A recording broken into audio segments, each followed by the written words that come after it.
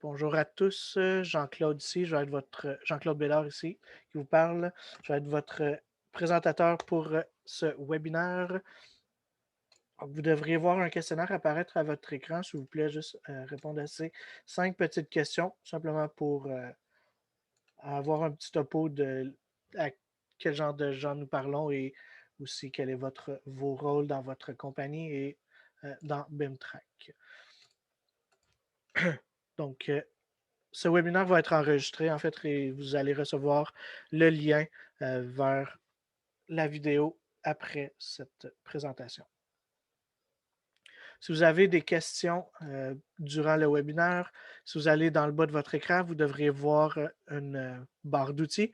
De cette barre d'outils, il y a une petite section qui s'appelle Q&A si vous êtes en anglais ou Q&R pour questions-réponses.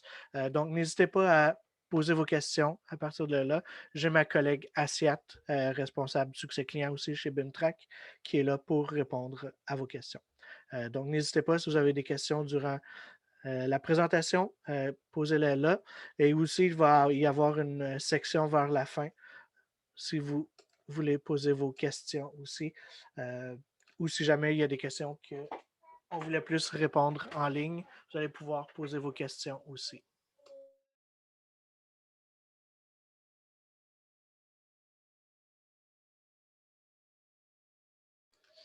Donc, parfait. Nous allons commencer le webinaire immédiatement. Alors, je vais simplement fermer le questionnaire. Parfait. Donc, aujourd'hui, le webinaire, en fait, on va surtout parler de la visionneuse et comment lier des fichiers IFC avec notre visionneuse et aussi quelques petits exemples de workflow, donc de façon de travailler avec la visionneuse. Donc, premièrement, nous allons nous connecter à BIMTrack. D'ailleurs, si ce n'est pas déjà fait, vous pouvez toujours vous inscrire à BIMTrack, inscrire toutes vos informations ici et vous inscrire gratuitement. Après coup, nous pouvons nous connecter dans BIMTrack. Donc, si je vais avoir ma page des hubs, je vais sélectionner le hub en particulier. Ici, j'ai ma page des projets, donc je vais pouvoir aller dans mon projet en particulier, juste ici. Donc, à partir de mon projet, j'ai dans le menu de gauche, je vais voir mon menu visionneuse qui va apparaître ici. Que je suis dans mon projet. Donc, c'est ici que je vais pouvoir voir tout ce qui va se passer dans la visionneuse. Donc, premièrement, mon premier outil que j'ai ici est l'arbre du projet. Donc, l'arbre du projet, en fait, c'est là que je vais voir toutes mes maquettes IFC. Donc là, on peut voir qu'elles sont toutes téléchargées. D'ailleurs, la façon de télécharger, c'est simplement en cliquant Ajouter un IFC ici. Ça, c'est la façon manuelle. On va voir une autre façon un peu plus tard dans cette présentation. Par contre, comme on peut voir là, ici, mes maquettes sont dans un ordre quelconque. Je pourrais les réorganiser si je veux. Encore avec le bouton Ajouter ici, je peux ajouter des dossiers. Donc, je peux nommer des dossiers si je veux pour avoir une meilleure organisation de mes maquettes. Donc, je vais écrire MEP pour mécanique et un dernier structure, STR pour structure. Donc, ensuite, j'ai simplement à glisser mes maquettes. J'ai 2 fois la maquette d'architecture. Simplement voir laquelle est la plus à jour. Celle-là ici. Je vais supprimer celle-là. Étrange. Supprimer. Maquette de structure. Électricité va aller dans mécanique. Donc, c'est très simple par la suite de simplement glisser les maquettes dans le bon dossier. Juste comme ça, simplement glisser ici. J'ai une autre maquette structure. Bon, j'ai des maquettes qui se sont dédoublées pour... j'ai fait ça un petit peu vite tout à l'heure, donc ça se peut que j'ai fait quelques petites erreurs. Auto. Ouais, c'est que ça s'appelle pas tout à fait pareil. Donc, c'est là, supprimer. Et voilà. Parfait. Donc, ici, j'ai fait de l'ordre très rapidement dans mes maquettes de ma visionneuse. Laissez-moi juste ouvrir. Pardonnez-moi quelques petites secondes. Parfait. Donc, ici, nous utilisons des maquettes IFC. IFC veut dire Industry Foundation Class. Tout simplement, c'est une façon c'est un standard mondial, je pourrais dire, d'OpenBIM pour échanger des informations entre différentes maquettes, en différents, pas nécessairement différentes maquettes, pardon, en différents logiciels. Donc, si jamais on n'utilise pas tous le même logiciel, ben, on peut toujours utiliser la même nomenclature de fichiers. Donc, l'IFC est là un peu pour ça. Voilà pour l'IFC. Donc, avant de vous montrer comment insérer un IFC, en fait, j'aimerais vous parler des paramètres de projet avant, puisqu'il y a quelque chose à planifier avant d'insérer des maquettes IFC dans notre visionneuse, et c'est tout simplement les disciplines ici. Donc ici, j'ai différentes disciplines. Je vous recommanderais d'avoir habituellement une discipline par maquette. Donc par la suite, lorsque je vais insérer quelque chose dans la visionneuse, on va le voir très bientôt, on va pouvoir associer une discipline à une maquette. Donc, habituellement, je vous recommanderais d'avoir une discipline comme maquette, comme je disais, donc une architecture, structure mécanique et électrique. Par contre, si vous pouvez voir ma dernière discipline, j'ai deux disciplines, donc deux maquettes qui vont être liées à la même discipline ici, puisque je crois que plomberie et service incendie, c'est deux petites maquettes, donc ce n'est pas très grave de les lier ensemble. Et j'aimerais ça pouvoir ouvrir deux maquettes en même temps avec une seule discipline ici. Donc, c'est ici qu'on va dire quelle discipline on veut créer dans notre projet. Donc, comme je vous disais, habituellement, j'essaierai d'avoir une discipline par maquette. Donc, si jamais on a deux maquettes d'architecture, eh bien, on pourrait se créer deux disciplines architecture simplement en cliquant ajouter une valeur et en écrivant, disons, 01B. Disons ici, je pourrais dire architecture enveloppe, disons, quelque chose comme ça. Ou je peux changer le nom de mes disciplines simplement en cliquant sur le petit crayon juste ici et en changeant le nom de ma discipline. Je vais faire X, je ne veux pas sauvegarder ça. Et ensuite, ici, dans le bas, nous avons les catégories. Donc, les catégories que nous voyons ici, en fait, vont changer la couleur de nos maquettes. Donc, si nous avons à l'interne une façon de colorer nos maquettes, disons qu'on a dans Navisworks ou même dans Revit, on pourrait avoir des gabarits de vue dans Revit avec certaines couleurs, eh bien, on pourrait toujours copier notre code RGB ici ou notre code X de Revit vers BIMTrack, justement pour avoir les mêmes couleurs d'une maquette, d'une place à l'autre. Je vais simplement changer mes portes aussi. Juste, on va le mettre un vert très clair. Puis on peut gérer aussi de la visibilité et une transparence. Donc ici, comme on peut voir, nos espaces vont être masqués. En passant, le terme espace ici correspond à pièce dans Revit. Donc, si jamais vous vous demandez la différence entre les deux, en fait, c'est la même chose. L'espace et la pièce est la même chose dans Revit que dans l'IFC. Donc, si je veux simplement les masquer, être sûr que je ne vois pas mes espaces. Donc, dans les catégories ici, je peux gérer beaucoup de choses. Là, j'y vais très général. Je reste avec les choses très génériques. Donc, les beams, donc toutes mes poutres. Là, pourtant, je suis en français, ouais. Mes termes sont quand même en anglais, mais bref. Mes portes vont être vertes ici et mes colonnes vont être en espèce de rouge vin. Je vais essayer de prendre un rouge plus éclatant, comme c'est ici. Sauvegarder. Et maintenant, si je retourne dans ma visionneuse, et si j'ouvre ma maquette, disons, de structure, c'est celle que je vais voir le plus d'éléments colorés, en fait. Donc, si je clique dessus, au départ, elle est grise et ensuite, mes couleurs s'appliquent automatiquement. Donc, moi, ici, on ne fait aucune modification sur la maquette IFC en tant que telle. Ce n'est seulement que des paramètres de visualisation, donc visualisation de couleurs. Ici, mes colonnes sont rouges et mes poutres sont bleues.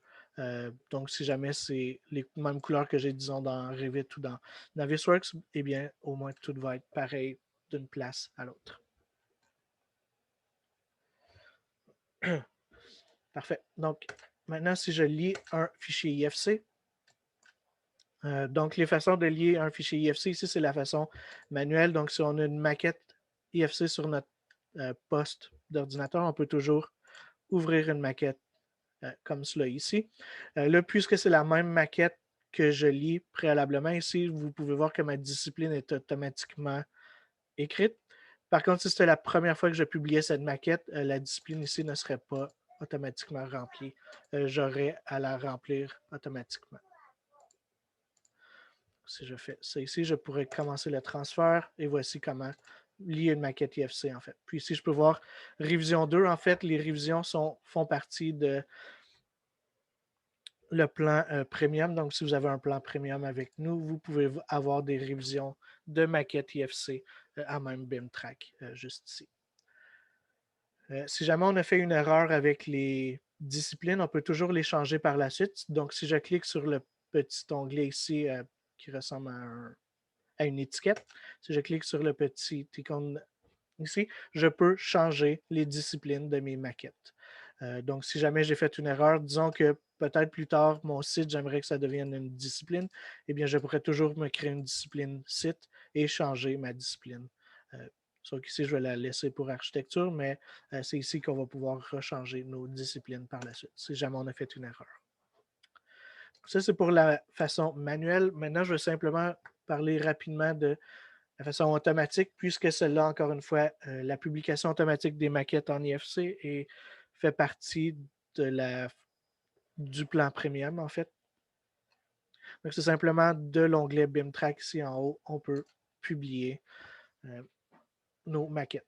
Donc, habituellement, ce que je vous recommanderais de faire pour la publication de vos maquettes, on pourrait publier, disons ici, je pourrais me planifier une publication d'une vue 3D. Donc, je vais sélectionner une vue que je vais exporter en IFC. Donc, habituellement, on recommande d'avoir une vue dédiée simplement pour ça. Donc, si j'ai ma Export to BIMTrack View, donc si je vais dans mes vues ici, vue 3D, export vers BIMTrack. Donc, j'ai ma vue ici d'export vers BIMTrack. Donc, tous les éléments qui sont affichés ici vont être téléversés vers BIMTrack et tous les éléments qui sont masqués ne seront pas envoyés vers BIMTrack, tout simplement. Donc, c'est pour ça que nous vous recommandons d'avoir une vue dédiée à ça. Comme ça, vous pouvez gérer tous les éléments que vous voulez exporter réellement vers BIMTrack. Encore une fois, si vous avez des questions, n'hésitez pas à utiliser la section questions et réponses. J'ai ma collègue Assiap qui est en ligne ici pour répondre à vos questions. Donc, encore une fois, ici, je vais publier. Donc, je vais aller chercher ma vue, comme je disais. Donc, ici, je pourrais d'un seul coup publier ma maquette vers un fichier IFC et je pourrais exporter des feuilles aussi.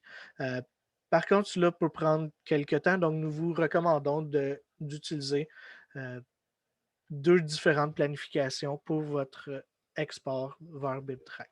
Donc, un export seulement de la vue ici, je pourrais planifier celui-là, dire publication Revit IFC, disons, lui donner un nom très utile. Je pourrais écrire hebdomadaire ensuite, simplement pour savoir que, ou simplement hebdo comme ça, simplement pour savoir que c'est une publication hebdomadaire. Disons que je voudrais avoir toutes mes maquettes à jour pour le lundi matin. Donc, ce que je vais dire ici, je vais dire, disons, faites une publication à tous les samedis, commençant samedi prochain à 11h PM. Je sais que je ne travaillerai pas à 11h PM le samedi, du moins habituellement, et je l'espère. Donc, c'est pour ça que je vais utiliser le samedi à 11h PM et je vais pouvoir, du moment que je veux planifier cela, j'aurai juste à cliquer sur sauvegarder ici. La seule chose à garder en tête, c'est si on fait une publication comme ça à 11h PM le samedi soir, il faut seulement s'assurer que notre ordinateur va demeurer ouvert. Il peut être sur notre écran un écran de sauvegarde ou quelque chose comme ça. Ce n'est pas très grave. Il faut simplement que votre ordinateur soit ouvert. En fait, BIMTrack va ouvrir en arrière, va ouvrir Revit, publier vos maquettes et refermer Revit par la suite. Donc, si je fais une publication Revit, je pourrais cliquer sur sauvegarder si je ne le ferai pas. Je ne veux pas avoir trop de maquettes. Ici, si je retourne à aucune vue à exporter et je sélectionne seulement mes feuilles PDF ici, je pourrais faire une planification encore une fois et cette fois, ça pourrait être publication, feuille, hebdo, disons.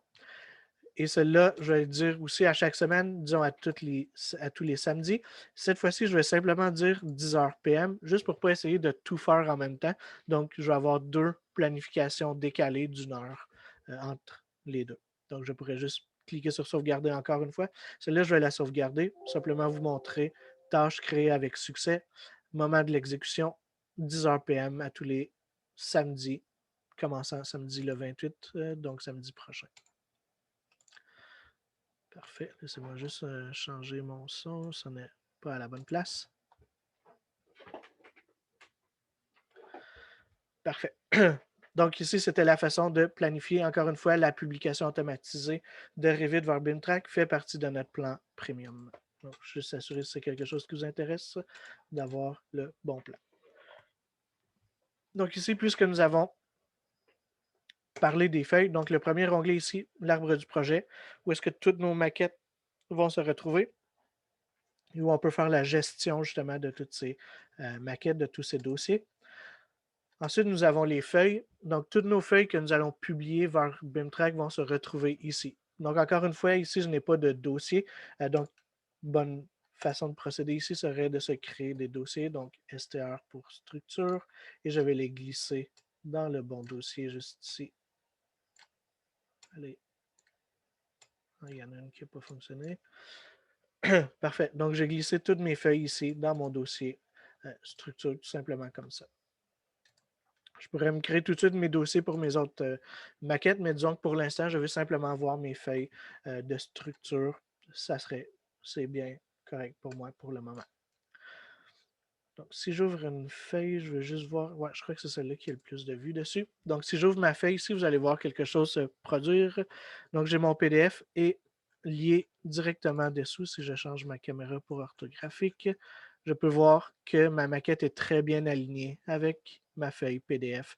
Juste ici, donc j'ai mes axes et mes niveaux qui proviennent de ma feuille PDF et tout est bien aligné sur ma maquette. Donc, ici, on vient vraiment faire mettre la feuille PDF directement sur notre modèle, faire une espèce de tranche de notre modèle. Donc, ici, c'est vraiment un plan de coupe, en fait. Donc, si je rotationne autour, on peut voir que je viens faire un plan de coupe sur ma maquette par rapport à mon PDF. Donc, ici, cette vue est par rapport au devant de mon bâtiment, puisque c'est la coupe longitudinale. Si je viens ici à ma coupe transversale, donc je pourrais naviguer dans mes vues. Simplement, si je clique ici à la gauche, je peux afficher les vues et je peux sélectionner une vue différente, donc ma coupe transversale. Maintenant, je regarde vers la droite puisque c'est une différente coupe.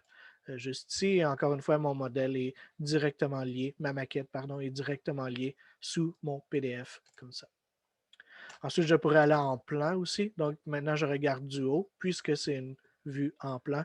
Et si je rotationne autour, en fait, la profondeur de vue et tout ça, en fait, elles proviennent de Revit, de cette vue particulière-là. Donc, si j'ai une plage de vue différente, elle va se changer ici automatiquement, puisqu'elle provient de cette vue-là en particulier.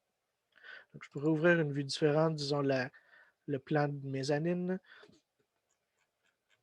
Donc, ce qui est très utile ici, c'est qu'on peut voir toutes nos informations, nos étiquettes qui se retrouvent sur notre PDF. En fait, on peut le voir ici. Puis, comme je disais préalablement, c'est vraiment un plan de coupe. Donc, si je... Pardon, plan de coupe, je l'ai ici. Je peux déplacer mon plan de coupe. Donc, disons, je pourrais faire sortir mes éléments de ma feuille PDF juste ici, juste en montant tout petit peu mon plan de coupe. Donc, ça peut me donner un effet de profondeur qui est quand même très utile et très plaisant à voir, en fait. Là, donc, très facilement de voir nos PDF comme ça. Pour le moment, ça fait le tour des feuilles. On va y revenir un peu plus tard lorsqu'on va parler de création de questions à partir de la visionneuse. Encore une fois, si vous avez des questions, n'hésitez pas à utiliser la section questions et réponses. Ma collègue Asiat est en ligne pour répondre à vos questions. Ça, nous avons l'onglet Espace. Je vais simplement ouvrir ma maquette d'architecture puisque c'est là que mes espaces sont. Je vais enlever mon plan de coupe caché. Parfait.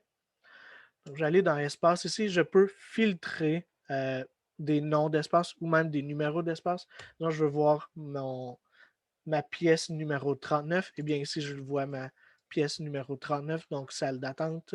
Et je peux voir directement cette pièce ici. Donc, encore une fois, ça ici, ça peut être très utile pour créer des questions. On va y revenir un peu plus tard.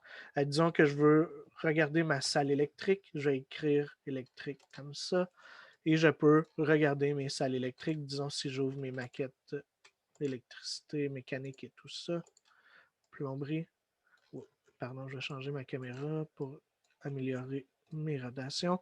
Donc, on peut voir, il y a quelques éléments, on ne voit pas très bien.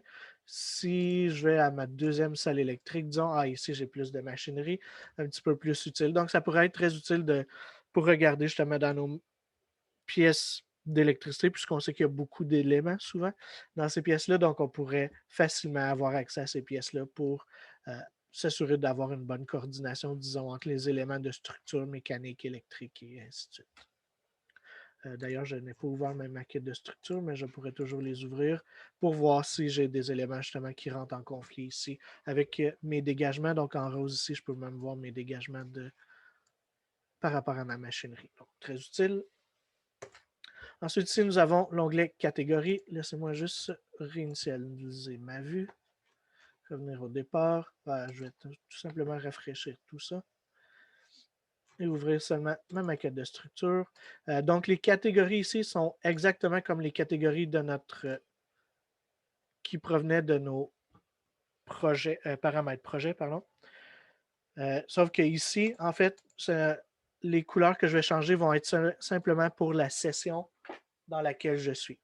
Donc, ce que je veux dire par là, si je change, disons, mes poutres, ici, poutres et poutrelles pour devenir noires, disons, et mes colonnes, je vais les mettre jaunes. Donc, ici, j'ai mes couleurs sont toutes sauvegardées pour le moment. Par contre, si je rafraîchis ma page et réouvre ma maquette de structure ici, mes couleurs vont avoir disparu, donc je vais reprendre mes couleurs de mes paramètres projet. Par contre, il y a une façon de les sauvegarder. Si je voudrais sauvegarder ces couleurs, je vais simplement y retourner très rapidement comme ça. Si je veux sauvegarder ces couleurs-là, je vais simplement aller dans Vue.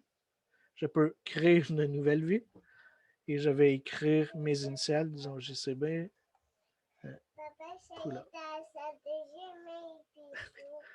Pardonnez-moi 2 petites secondes.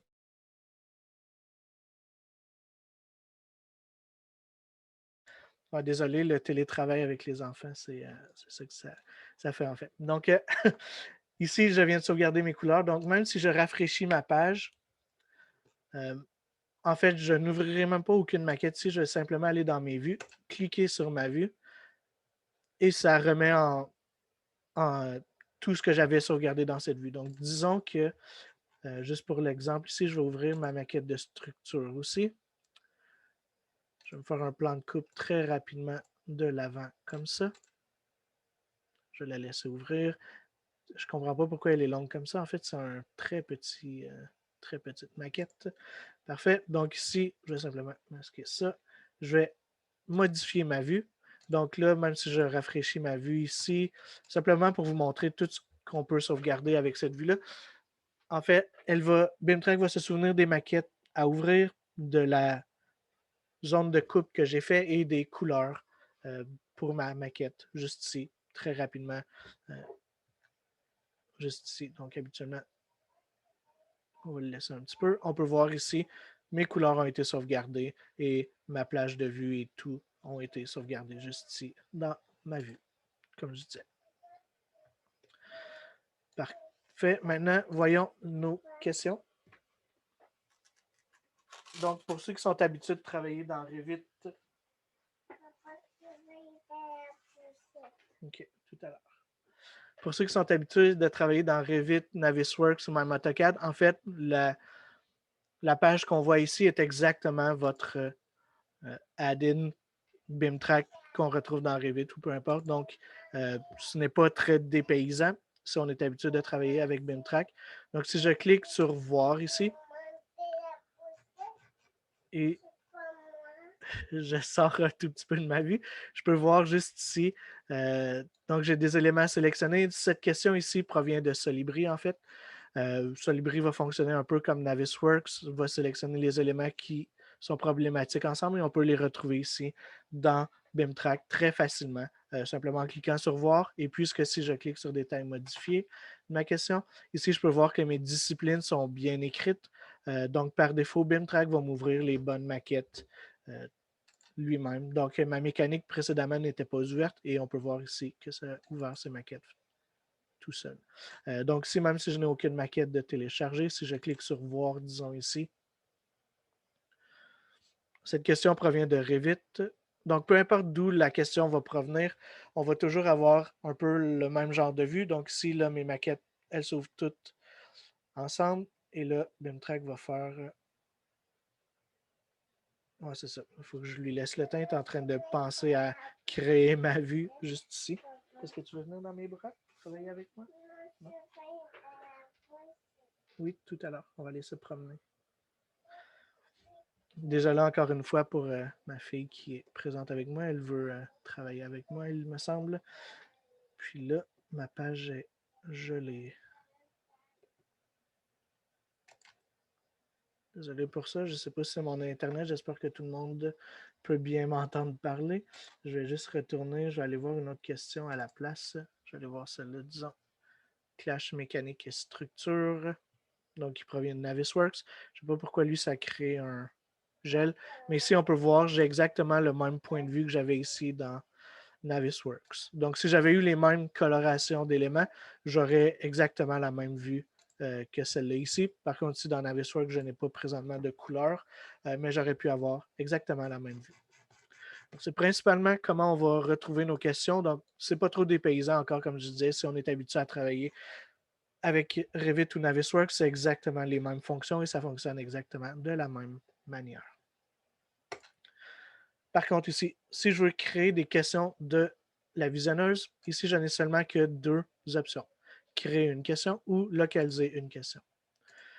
Donc, habituellement, ici, moi, je vais vous donner ma recommandation personnelle. Vous pouvez travailler avec celle-là si vous voulez ou vous pouvez la changer. Mais habituellement, je vais travailler avec localiser une question lorsque je me retrouve dans une feuille PDF. Je vais vous expliquer un peu le pourquoi de cela. Donc, habituellement, lorsque je veux localiser une question sur ma feuille PDF ici, je vais m'assurer d'être dans la bonne vue. Donc, disons ici, j'aimerais créer une vue par rapport à ma coupe transversale.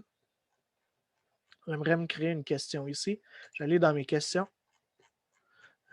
Et disons que je vais me créer une question ici. Disons qu'il y a une erreur de connexion entre cette colonne et cette poutre juste ici. Donc, je vais cliquer localiser une question. Je vais faire mon point juste à côté. Je ne veux pas sélectionner vraiment un élément.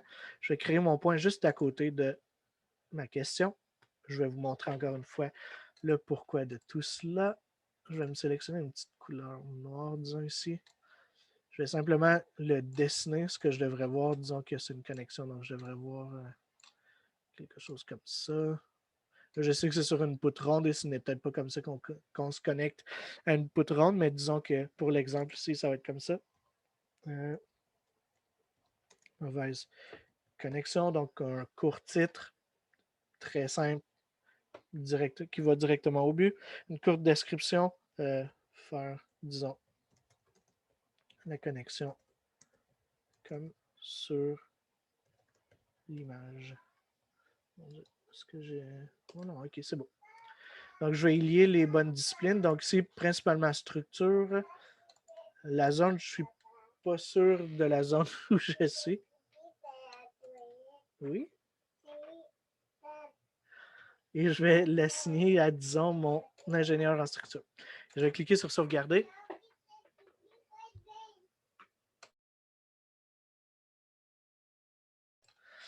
Et d'ici, en fait, là, je viens de créer ma question. Donc, si je clique sur voir, ça va m'amener ici. Disons, si je rafraîchis tout cela, je retourne à mes questions. Je clique sur voir. Ça va m'ouvrir, en fait, les bonnes maquettes. Ça va réouvrir mon PDF et m'apporter au bon emplacement dans la visionneuse. Tout simplement comme ça ici. Donc, j'ai le même point de vue qu'auparavant. Et si je retourne vers l'arrière un tout petit peu, je peux voir que ma feuille PDF est ouverte. Maintenant, si je viens dans Revit, et là, on va voir pourquoi j'ai localisé une question plutôt que créer. Si je clique sur voir, donc peu importe si j'avais créé ou localisé ma question, on peut voir que Revit ne m'amène pas, malheureusement pas, vers mon point de vue qui était ici. Principalement puisqu'il n'y a pas de coordonnées sur une feuille PDF dans Revit. Donc, je ne peux pas être apporté directement au bon point de vue. Par contre, puisque j'ai créé un point, Si je vais dans une vue 3D comme cela ici, je clique sur les 3 points dans le coin en haut droit de ma question ici. Je peux afficher, cacher les conflits. C'est ici, si on se souvient bien, lorsqu'on localise une question, en fait, on vient créer une sphère en 3 dimensions dans Revit. Donc maintenant, si je retourne dans ma feuille PDF, ici, on peut voir mon point qui a été créé. Et disons, si je le voyais dans cette vue aussi, je verrais mon point apparaître à quelque part dans cette vue aussi. Donc, on peut voir très facilement notre sphère créée en 3 dimensions.